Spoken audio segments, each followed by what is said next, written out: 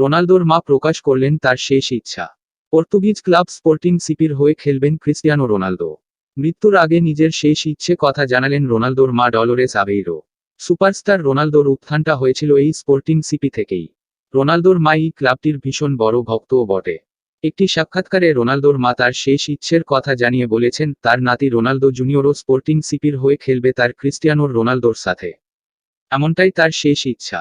Cristiano Ronaldo বিশ্বব্যাপী পরিচিতি পান ম্যানচেস্টার ইউনাইটেডে খেলে। তারপর রিয়াল মাদ্রিদ ও উভেন্টাসে খেলে আবার ফিরে আসেন ম্যান ইউতে। এখানেই তার ক্যারিয়ার শেষ করবেন এমনটাই ভাবছে অনেকে।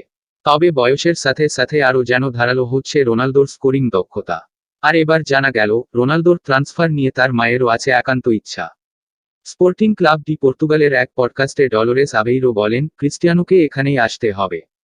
এটি যদি আমার পছন্দের ব্যাপার হতো তবে আমি এখানেই ফিরে আসতাম। আর স্পোর্টিংয়ের ম্যাচ দেখতে ক্রিস্টিয়ানো খুব পছন্দ করে।